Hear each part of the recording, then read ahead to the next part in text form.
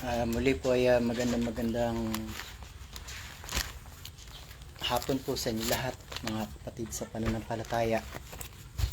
Muli po tayong maghahayag upang tayo po ay makapagpahayag ng mga salita ng Diyos. Ngayon po ay araw ng mga puso.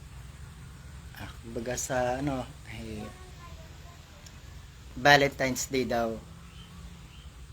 So, kanina po ay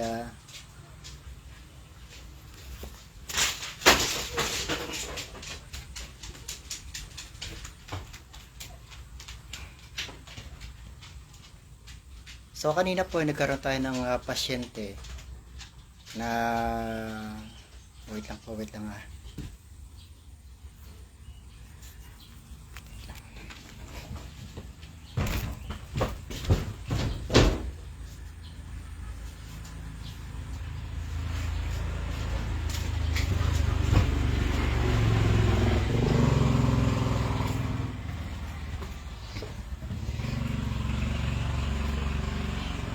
Medyo napalabang po tayo kanina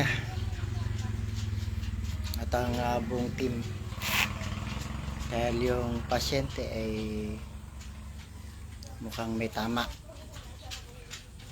sama na yung sapi at yung parang may halong droga, kaya po nagsama-sama na, nalipasan pa ng gutom. So kahit naman po paano napalayas yung sapi at yung ang natira na lang sa kanya ay yung epekto ng droga. So ang ating pong pag-uusapan ngayon ay tungkol daw sa Valentine's Day. Ano po ba ang Valentine's Day? Para po sa inyong lahat, hindi po ba ito sinasabi ng iba na araw daw ng pag-ibig? Kayo po, kung kayo tatanungin, sino ba talaga yung tunay na unang umibig? Ito po ba yung mga pag-ibig natin sa mga babaeng inibig natin? O yung mga babaeng minamahal natin? Pero kung tayo po magbabasa ng banal na kasulatan, ang unang umibig po sa atin ay ang ating pong Panginoong Diyos. At sabi nga po, lalong-lalo na sa aral ng ating Panginoong Jesucristo, ito yung pinakadakila sa lahat. Ang tayo ay matutong umibig sa ating kapwa, sa lahat ng mga tao. Sabi nga po ng banal na kasulatan, makamit mo man ang lahat ng kayamanan sa buong sanlibutan, datapwat wala kang pag-ibig ay wala kang kabuluhan sa harapan ng dakilang Ama. Kaya po tayo bilang mga tao ay napaka-importante po para sa lahat na ang bawat isa ay matutong umibig sa ating pong kapwa. Dahil ito yung tinuturo sa atin ng ating Panginoon. Dalawa lang po yung kanyang yung 10 utos, ginawa na lang niyang 2. At kasama po dito yung pag-ibig natin sa ating kapwa.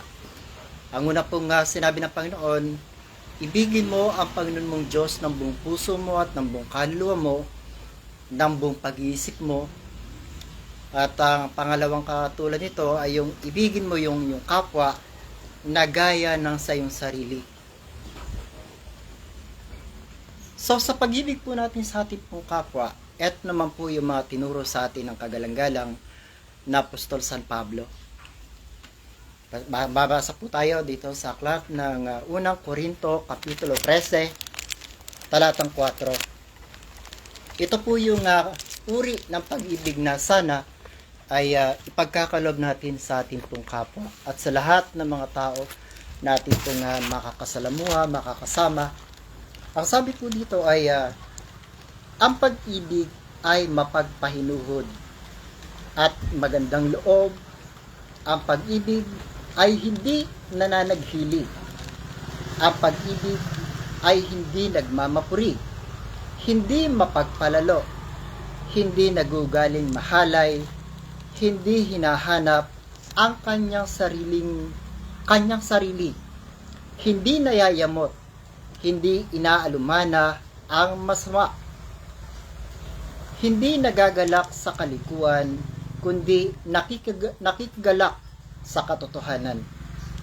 Kagaya po nitong ating pong pinag-uusapan, yung mga katotohanan natin pong pinag-uusapan, sana po pagka ganitong mga katotohanan ng ating pong pinag-uusapan, sabi nga po, di ba ang nakalagay dito ay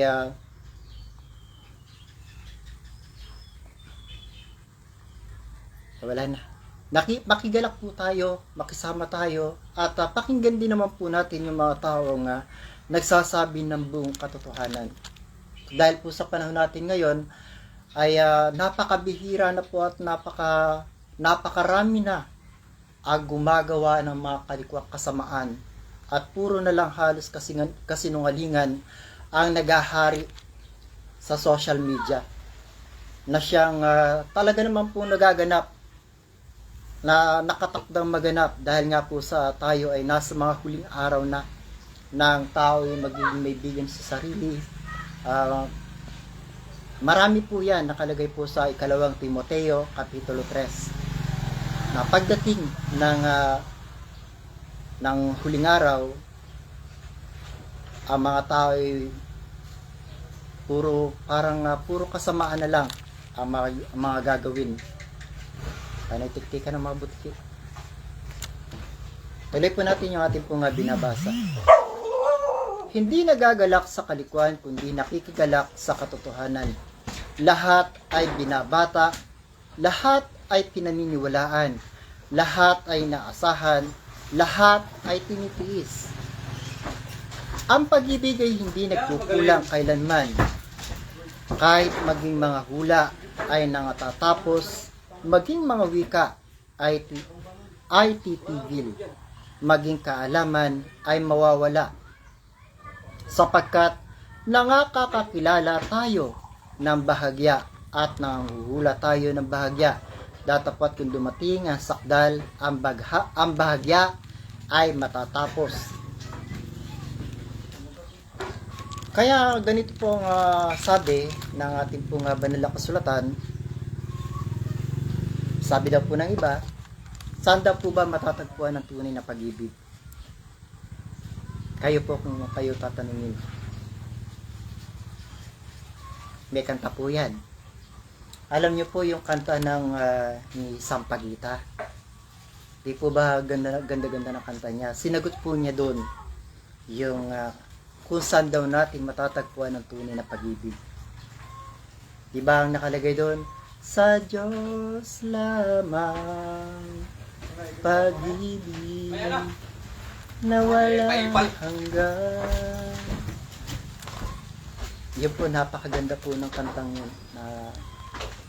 Sa Diyos lamang daw natin matatagpuan yung tunay na pag-ibig, na pagmamahal. Dahil lang, sabi nga, ang Diyos kapag tayo inibig, hindi siya kagaya ng tao na pagmamahal pagkatapos ay mawawala rin. Maraming mga promises na mabubuo, subalit in the end ay mawawala rin. Kaya kung tayo po'y magmamahal, ibigin po natin ang ating Panginoong Diyos ng buong puso, ng buong kaluluwa, nagaganapin natin ang kanyang lahat ng mga utos. Dahil tandaan po natin lagi na hindi po relihiyon ang makapagliligtas po sa atin. Ito po ay paalaala lamang sa mga tao na kapag meron silang nakitang relihiyon, inaaya sila, in-invite sila, na hindi pwede kasi Iglesia ni Cristo ko, ay hindi pwede kasi Katoliko ko. Tandaan po natin na ang Panginoon ay hindi po yan nagtuturo ng pagkakabahabahagi. Dahil ang nais ng ating Panginoon sa Kristo ay walang hanggang pagkakaisa. Na magkaroon tayo ng pag-ibig sa ating kapwa, na magkaroon tayo ng pag-ibig sa lahat ng mga tao, at aalisin po natin ang pagkakabahabahagi dahil walang tinuturo ang Diyos ng ganyang mga pagkakabahabahagi. Basahin po natin yung tinuro ng ating kagalang-galang na Apostol San Pablo sa Roma, Kapitulo 16, talatang 17. Ngayon pinamamani ko sa inyo mga kapatid na tandaan ninyo yaong mga pinanggagalingan ng pagkakabahabahagi at ng mga katitisuran laban sa mga aral na inyong nangapag-aralan at kayo magsilayo sa kanila. Gawa nga po ng maraming mga relihiyon, sari-saring doktrina, sari-saring mga aral, sari-saring mga kung ano-ano na mga tinuturo nila, na yung mga tinuturo nila ayon din kay Apostol San Pablo ay para pumabor sa kanilang pananampalataya at hindi para pumabor doon po sa ating pong Panginoon. Kaya mga kapatid ko sa pananampalataya, ibalik po natin yung ating pong topic na nasa Diyos po talaga ang tunay na pag-ibig at pagmamahal. Yun po yung kanyang itinuturo sa atin. Hindi ko nga po ba alam bakit maraming mga tao ang ayaw sa aral ng ating Panginoong Jesucristo. Gaya po ng sinabi natin kanina, ano ba yung itinuturong aral ng ating pong Panginoong Jesucristo? Hindi po ba ang kanyang tinuturo sa atin ay ang ibigin mo ang iyong kapwa na gaya ng sa iyong sarili? Kaya nga po ang sabi rin ng banal na kasulatan, anuman ang ginawa mo dyan sa kalit-litan na yan na sumasampalataya sa akin, hindi mo yang sa kanya ginawa, kundi sa akin. So kung tayo daw ay iibig, magmamahal, dapat daw tunay na pagmamahalang iaalin natin, ang iukol natin sa ating pong kapwa. At hindi lamang yung parang meron tayong hinahangad na pansariling kapakinabangan. Kaya natin mamahalin, ibigin yung ating kapwa. Meron tayong inaasahan na ipagkakalob sa atin. Ang tinuturo po sa atin ng ating pong kagalang-galang na Apostol San Pablo dito po sa aklat ng Roma, Kapitulo 12, talatang 9. Ang sabi po rito ng ating kagalang-galang na Apostol San Pablo, ang pag-ibig ay maging walang pagpapaimbabaw. Kaputan ninyo ang masama, makisanib kayo sa mabuti. So napakaganda po ng kung makukuha po natin ang tunay na buod at aral ng mga talatang ating pong binabanggit, ay napakaganda po nito kung ito po yung ating magagawa. Dahil sabi nga po ng ating banal na kasulatan, hindi lamang ang tagapakinig, hindi ang tagapakinig ang inaaring ganap, kundi ang gumaganap ng kalooban ng ating Ama na nasa langit. Ito, ang ibig sabihin po nito, kapag kayo ay nakakarinig ng mga aral, ng mga nangangaral sa banal na kasulatan, hindi po yung pag narinig ninyo, hanggang ganun lang. Narinig mo lang, pumasok sa kanan, lumabas sa kaliwa. At hindi tayo magkakaroon ng yung aral na yon na napag-aralan natin, lakipan daw natin ito ng aksyon. Lakipan natin ng gawa. Ng sakdal na gawa upang tayo maging ganap at aring ganap ng ating dakilang Ama at ng ating Panginoon. Tuloy po natin pagbasa. Sa pag-ibig sa mga kapatid ay magmahalan kayo. Sa kapurihan ay ipagpauna ng isa't isa ang iba. Huwag mga tamad sa pagsusumikap, maninga sa espiritu, mapaglingkod sa Panginoon, mga galak sa pag-asa, magmatiisin sa kapigatian, magmatiyagain sa pananalangin, mapagdamay sa mga kailangan ng mga banal, maging mapagpatuloy, pagpalain ninyo ang mga sa inyo'y nagsisiusig, pagpalain ninyo at huwag ninyong sumpain. So napakaganda po ng itinuturo mga aral ng ating pong Panginoon at ng ating pong kagalang-galang na Apostol San Pablo. Kung tutuloy po natin to, talaga pong marami po tayong mga matututunang mga magagandang aral sa banal na kasulatan. Ewan ko po ba bakit ang iba, bakit ayaw na ayaw nilang basahin ang banal na kasulatan. Hindi niyo po ba nalalaman na ang mga aral na inyong mababasa at mapapag-aralan sa banal na kasulatan, yan po yung mga kayamanan na sinasabi ng Panginoon na tayo ay mag-ipon ng kayamanan dito, doon sa langit. Dahil kung tayo po ay mag-ipon ng kayamanan dito sa lupa, sabi nga, diyan ay may, alam niyo na po, pagka nalaman ng tao na marami kang hawak na kayamanan, maraming mga tao ang maghahangad.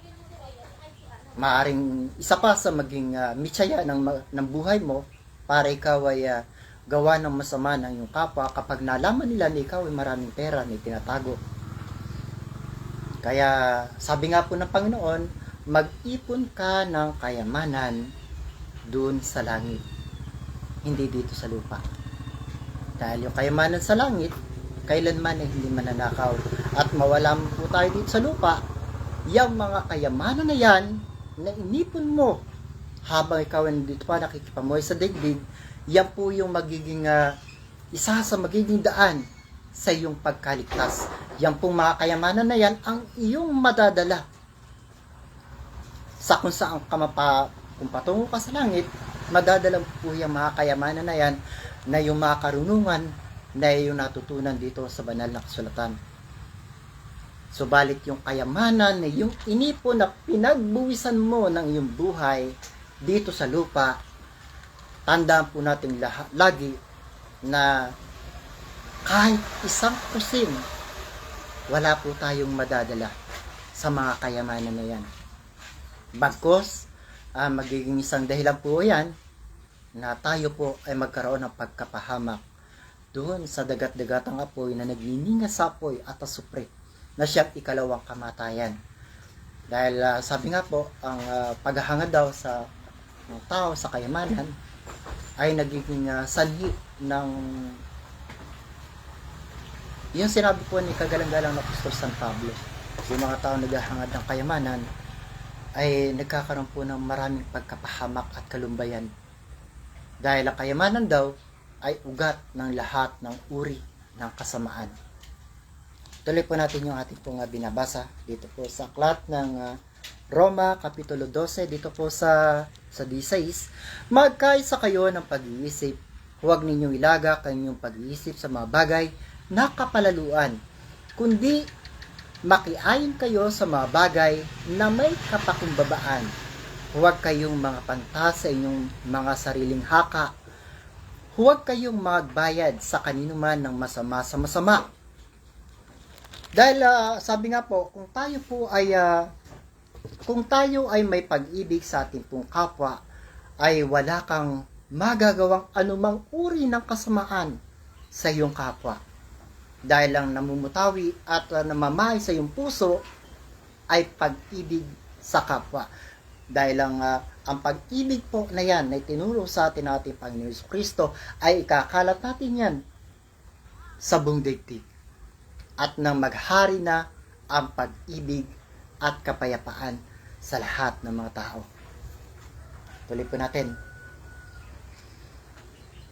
Isipin ninyo ang mga bagay na kapuri-puri sa harapan ng lahat ng mga tao. Kung maaari ayon sa inyong makakaya ay magkaroon kayo ng kapayapaan sa lahat ng mga tao. Huwag kayong maghihigantihan mga inibig, kundi bigyan ninyong daan ang galit ng Diyos, sapagkat nasusulat, akin ang paghiganti, ako ang gaganti, sabi ng Panginoon. Kaya nga po ito yung sinasabi natin na kung meron man isang tao na sa iyo nagkamali, nagkasala, at ginawang ka ng kasamaan, itaas lang po natin ito sa Panginoon. Patawarin po natin yung mga taong nagkakamali, nagkakasala sa atin, yung gumagawa ng mga kasamaan sa atin. Hayaan po natin na ang Panginoon at ang dakilang Ama ang gumanti para sa atin. Dahil kung tayo po ay gaganti, halimbawa, sinaktan mo siya, mga ilang oras lang yung sakit na naramdaman niya, tanggal yun. Subalit yung Diyos ang gaganti. Alam niyo po, mabigat ang magiging ganti ng Diyos. Pwede siyang pahigain sa banig ng karamdaman. Gaanong katagal ng paghihirap ang kanyang mararanasan kung ang Diyos ang gaganti para sa iyo. Kaya mga kapatid ko sa pananampalataya, sa mga taong may mga taong na kinagagalitan mo dahil may ginawang kasamaan sa iyo, pakawalan mo na po yung galit mo na yan. Itaas mo yan sa ating Panginoon at sa ating dakilang Ama at hayaan mo na ang Diyos ang gumanti para sa iyo. Dahil pag ang Diyos ang gumanti para sa iyo, mas mabigat na parusa ang kanyang tatamasahin o tatamuhin. Tuloy po natin. Kaya't kung ang iyong kaaway ay huwag kayong maghigantihan, mga iniibig, kundi bigyan ninyong daan ang galit ng Diyos, sapagkat nasusulat, akin ang paghiganti, ako ang gaganti. Sabi ng Panginoon, kaya't kung ang iyong kaaway ay magutom, pakanin mo. Kumbaga, kung meron kang nakaaway, sabi nga, di ba nakalagay dito, kung siya'y magutom, pakanin mo. Kung siya'y mauhaw, painumin mo. Sapagkat sa paggawa mo ng gayon, mga mabubuting bagay na magagawa mo para sa kanya, sa kabila na ikaw ay galit na galit sa kanya, eto po yung mangyayari. Gayon ay mga baga ng apoy ang ibubunton mo sa kanyang ulo. Huwag kang padaig sa masama, kundi bagkos daigin mo ng mabuti ang masama.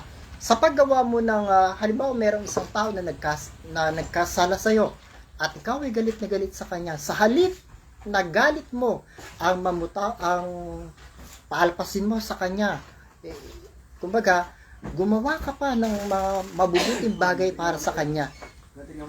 At diyan po siya makukonsensya. Na sabi nga, kapag meron kang mga nagagawang mabubuting bagay para sa kanya, na makatutulong sa kanya, maiisip niya yung mga kabutihang ginawa mo para sa kanya sa kabila ng mga masasamang bagay na ginawa niya sa iyo. At ito pong pinakahuli, ang pinakaimportante, sabi po rito sa Roma 13, talatang 10, ang pag-ibig ay hindi gumagawa ng masama sa kanyang kapwa. Ang pag-ibig nga ay siyang katuparan ng kautusan. Di po ba yung utos ng ating Panginoon, marami kasing mga tao, bakit ayaw ng mga aral ng Panginoon sa Kristo? Samantalang ang aral ng ating Panginoon sa Kristo, ibigin mo ang iyong kapwa na gaya ng sa iyong sarili.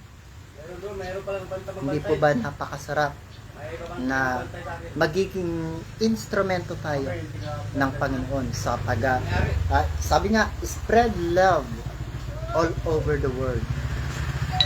Dahil lang ang pag-ibig po, hindi lang po yun para sa araw lang ng Valentine's Day. Hanggat maaari po, gawin natin yan sa bawat araw. Araw-araw, spread love. At makikita mo po yung gaan sa pakiramdam ng wala kang kaaway, yung gaan sa pakiramdam ng yung mga tao ay parang mga kaibigan mo. Hindi po ba napakasarap na kahit saan ka pumunta, wala kang kinatatakutan, wala kang pinangingilagan na may mananakit sa iyo dahil kahit isang tao ay wala kang sinaktan o kahit isang tao ay wala kang inaway. So ito po yung ating pong huling mensahe na Kaya nga po ito yung sinasabi natin kanina, tanging Diyos lamang ang umibig sa atin ng tapat. Tanging Diyos lamang ang makapagbibigay sa atin ng pag-ibig na walang hanggan. Dahil ito po'y ginawa ng ating Panginoong Jesucristo sa atin dahil sa malaking pag-ibig ng ating Panginoong Diyos. Anong ginawa niya? Ito po, basahin po natin sa aklat ng San Juan, Kapitulo 3. Paborito po itong lahat. Sabi po dito, sapagkat gayon na lamang ang pagsinta o ang pag-ibig ng Diyos sa sanlibutan na ibinigay niya ang kanyang bugtong na anak upang ang sinumang sa kanya'y sumampalataya ay huwag mapahamak kundi magkaroon ng buhay na walang hanggan. Sino po kayang tao ang makagagawa ng ginawa ng ating Panginoong Hesukristo? Ang ibinuwis niya dahil sa kanyang malaking pag-ibig sa sanlibutan. Alam niyo po ba yung history nito kung bakit ito ginawa ng Panginoon?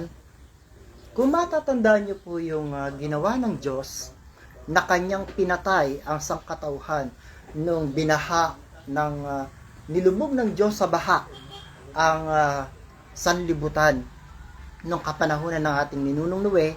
Alam niyo po ba nung kapanahunan ng ating Panginoong Jesucristo ay ninais muli ng ating dakilang Ama na patayin muli ang lahat ng mga tao. Subalit, nakita ng ating Panginoong Jesucristo yung nangyari nung kapanahunan ng ninunong Noe. Kaya hindi niya ninais na yun ay muli pang mangyari at tinubos niya ng kanyang sariling dugo ang sangkatauhan. Dahil yun po talaga yung sa pagdating ng ating Panginoon Jesucristo, yun talaga yung kanyang pagkasugo, ang maging isang manunubos. Dahil sa kanyang malaking pag-ibig sa sangkatauhan, ibinigay niya yung kanyang buhay sa sangkatauhan upang lahat ng mga tao ay maligtas. Na kung tatanawin lamang ito ng utang loob ng lahat ng mga tao sa ating Panginoon, na nung panahon na yon ay kung talagang hindi yung ginawa ng ating Panginoong Jesucristo, yung binayaran niya ng kanyang sariling dugo, mangyayari po ulit yung nangyari nung kapanahunan ng ating ninunong Noe, na ang lahat ng mga tao ay muling papatayin ng Diyos. At sa palagay niyo po ba sa panahon natin ngayon, sa mga kasamaang ginagawa ng mga tao ngayon, sa ating pong kapanahunan ngayon, sa palagay niyo po ba hindi muling magagawa ng Diyos? Kaya mga kapatid ko sa pananampalataya, panahon na po siguro para tayo naman ay mag-isip na tigilan na natin yung paggawa ng mga kasamaan sa ating kapwa, tigilan na natin yung mga panloloko sa ating kapwa, tigilan na natin yung mga masasamang ginagawa natin sa ating kapwa. Bagkus maglaan tayo at magbigay tayo ng pag-ibig para sa kanila. Alam niyo po ba kung sakali na ito'y ating magagawa, na maikalat natin ang pag-ibig at kapayapaan ay tinuturo sa atin ng ating Panginoon Jesucristo. Sa lahat ng mga tao, maghahari ang pag-ibig, ang kapayapaan. Alam niyo po ba, ang sabi ng Banal na Kasulatan, pagpapala sa pagsunod. Ipinapangako po yan ng Diyos. Alam naman po natin na kapag ang Diyos ay nangako, tapat siya sa kanyang ipinapangako. Na kapag siya nangako ng kasaganaan, pagkakalob po niya yan. Kung tayo lamang ay magiging mga masunurin sa lahat ng kanyang mga nais, sa lahat ng kanyang mga ibig, at susundin natin ang kalooban ng ating Ama na nasa langit. Ito po yung magiging isang dahilan upang ating Ama ay magkaroon naman ng kaluguran para sa kanyang mga anak. Kaya po yung mga nangyayari sa ating kapanahunan ngayon, mga nangyayari na yan na samot-saring mga dilubyo, samot-saring mga bagyo, lindol, na mga kasakunaan na nangyayari sa atin, parusa po yan ng Diyos sa ating lahat. Sa paglabag natin sa lahat ng kanyang mga pinag-uutos sa atin. Dahil ang tao raw po ay parang sinasabi ng banal na kasulatan ay mga anak daw ng pagsuway. Na kung tayo naman po ay magiging masunurin, siguro naman po ay magagawa naman natin na masunod ang kalooban ng ating Ama na nasa langit. Dahil sino po ba yung may nais na tayong lahat ng mga tao ay napaparusahan? Hindi po ba sa dami-dami ng mga taong nagkamatay, unang-una na sa COVID na dumaan, yung pandemya, milyong tao po ang naubos. Hindi nyo po ba nararamdaman na inuubos na po ng Diyos ang mga taong makasalanan? Kasi po, ang pagpatay po ng Diyos ngayon ay individual na. Hindi kagaya ng ating pong nung nangyari nung kapanahunan ng ating ninunong Noe, na isang iglap lahat ng tao ay naubos. Pero sa panahon po natin ngayon, individual na po ang pagpatay ng Diyos. Paisa-isa pero napakarami. Milyon-milyong tao na po ang nagkakamatay sa bakuna. Milyong tao na rin po yung nagkamatay sa iba't ibang mga kasakunaan. Dahil nga po sinabi namin sa inyo na yung lahat ng mga kaparusahan ibinulaos na ng Diyos sa sanlibutan. Bakit po ba nangyari yung lahat ng mga bagay nito? Dahil sa kawalan ng pag-ibig ng tao sa kanyang kapwa. Kaya ang Diyos ay nagagalit. Dumating tayo sa puntong yung huling araw ay naganap po talaga yung sinasabi ng banal na kasulatan. Basahin po natin sa 2 Timoteo. Ito po yung nangyayari sa ating pong kapanahunan kung bakit ang Diyos ay nagagalit sa ating lahat ng mga tao na para po bang nais na niya tayong lipulin lahat na wala nang ititira po sa atin. Nakakatakot po ang mga mangyayari at magaganap sa ating pong kapanahunan kung tayo po ay hindi magbabalik loob at magsisisi at magbabago. Ayon po dito sa 2 Timoteo Kapitulo 3, talatang 1 hanggang 6. Datapwat alamin mo ito na sa mga huling araw ay darating ang mga panahong mapanganib. Ito nga po yung sinasabi natin na tayong mga tao ay nabubuhay na sa mga huling araw, na dapat sana ay tigilan na natin yung paggawa ng mga kasamaan. Tigilan na natin yung mga nakasanayan natin, mga tradisyong alam naman natin hindi makapagliligtas sa atin. Yung mga naunang itinuro sa atin ng mga naunang mga mangangaral. Marami po kasi mga taong nabuhay na sa tradisyon at mga paniniwalang sa amin po, sa nakita po namin talagang marami po talagang hindi naligtas.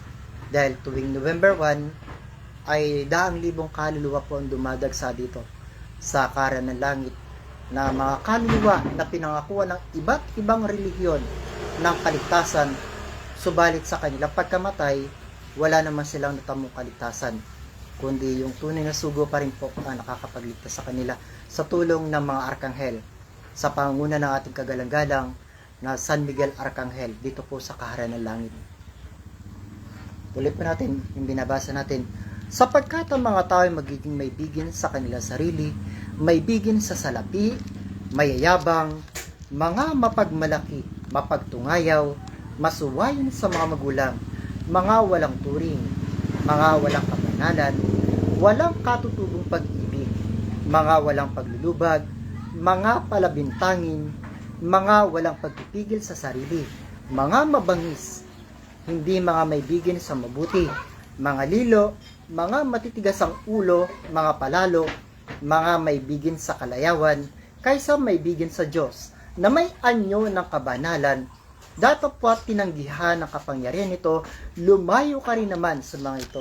Hindi po ba napakaganda po ng itinuturo po sa atin ng ating pong kagalang-galang na Apostol San Pablo tungkol sa mga ganitong mga bagay. Layuan po natin yung paggawa ng kasamaan sa ating pong kapwa.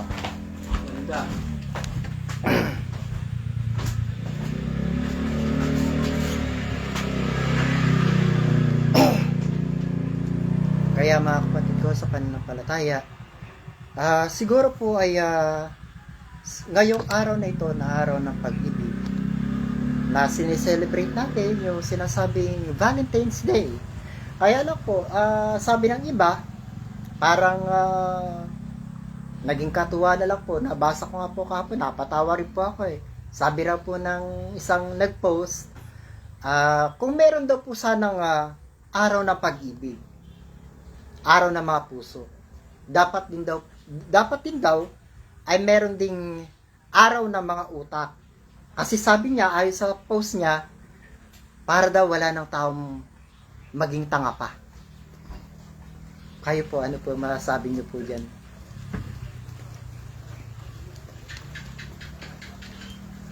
Kaya ito po yung ating pong may papayo sa lahat po ng mga tao, para po matapos na yung lahat na nangyayari sa ating pong kapanahunan. Itong nangyayari sa atin na hindi naman po siguro lingid sa inyong kaalaman na yung ating bayang Pilipinas at sa iba't ibang panig ng mundo ay nakakaranas ng iba't ibang kasakunaan. Na marami na po yung naghihirap, marami na mga taong naghihikahos, marami ng mga tao ang nakakaranas ng mga pagdurusa. Para po matapos na ang lahat ng mga bagay nito, isa lamang po ang ating gawin. Magsisi, magbago, at magbalik loob na po tayo sa Diyos.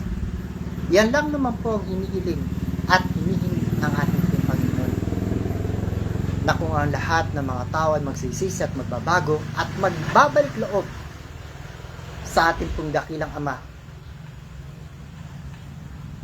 would you think magkakaroon pa ng mga kasakunahan at mga kaparusahan at mga sumpa at mga salot? Kung ang lahat ng mga tao ay magkakaisa na at maghahari ang pag-ibig at kapayapaan sa buong sanlibutan.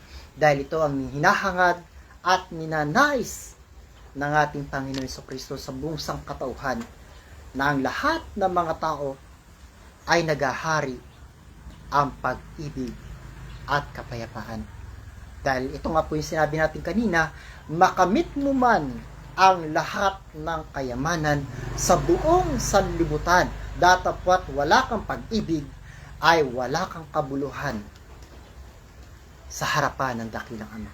Kung wala kang pag-ibig sa iyong kapwa. Ito pa po yung isa na tinuro po ng ating Panginoon Kristo sa aklat po ng San Juan, Kapitulo 15, talatang 12. Sabi po rito, walang may lalong dakilang pag-ibig kaysa rito na ibigay ng isang tao ang kanyang buhay dahil sa kanyang mga kaibigan. Kayo'y aking mga kaibigan kung gawin ninyo ang mga bagay na aking iniutos sa inyo. Di po ba napakalinaw ng sinasabi po ng ating pong banal na kasulatan na tayong lahat ng mga tao, nabuhay tayo dito sa mundo para sumunod sa utos ng ating dakilang Ama at ng ating Panginoon. Ito po yung huling mensahe natin. Basahin po natin. Sa aklat ng Ecclesiastes, Kapitulo 12, talatang 13 hanggang 14. Ito ang wakas ng bagay. Lahat ay narinig. Ikaw ay matakot sa Diyos at sundin mo ang kanyang mga utos. sapagkat ito ang buong katungkulan ng tao, sapagkat dadalhin ng Diyos ang bawat gawa sa kahatulan, pati ng bawat kubling bagay, maging ito'y mabuti o maging ito'y masama. Dahil ayon po sa banal na kasulatan, lahat ng ginagawa natin dito sa ilalim ng araw, ayon kay Haring Solomon, lahat ay walang kabuluhan. Ano man ang ginagawa natin, walang kabuluhan ang walang kabuluhan. Lahat ay walang kabuluhan. Lahat ng ginagawa natin dito sa ibabaw ng lupa, lahat ay walang kabuluhan. Yan po yung sinasabi po sa atin ng ating pong kagalang-galang na Haring Solomon. Kaya mga kapatid ko sa pananampalataya, ang may kabuluhan na ating pong magagawa ay ang ibigin natin ang ating Panginoong Diyos ng buong puso mo at ng buong kaluluwa mo, nagagalapin mo ang lahat ng Kanya mautos, at pangalawa, ibigin mo ang iyong kapwa na gaya ng sa iyong sarili. Sa dalawang utos po na to, ang buong kautusan na sunod mo. Yan po ang may kabuluhan na magagawa natin dito sa ilalim ng araw, dito sa sandigdigan, habang tayo ay naririto pa at nakikipamuhay sa sandigdigan. So hanggang dito na lamang po mga kapatid ko sa pananampalataya. Sana po ay meron po kayong konting kaalamang natutunan, na sana po ang lahat ng mga tao ay magsisi, magbago at magbalik loob na po tayo. At sana po lahat ng mga relihiyon, magkaisa na po tayong lahat. Dahil tandaan po natin lagi, ang Diyos ay hindi nagtuturo ng pagkakabahabahagi. Ang Diyos ay nagtuturo na ibigin natin ang ating kapwa na gaya ng sa ating sarili. Yun lamang po, at magandang umaga po sa inyo, tanghali po sa inyo lahat. Ang lahat ng kapurihan, kapangyarihan, karangalan ay aking tinataas sa ating dakilang Ama, siya nawa. Maraming salamat po. Sumayin nawa ang biyaya at kapayapaan mula sa Diyos Ama at sa ating Panginoon Kristo. Ang biyaya nawa ay sumalahat sa mga nagsisiibig sa ating Panginoon Kristo ng pag-ibig na walang pagkasira. Siya nawa. Maraming salamat po sa inyo lahat. Purihin ng Diyos, purihin ng Ama, purihin siya sa kanyang makapangyarihang pangalan. Siya nawa. Maraming salamat po.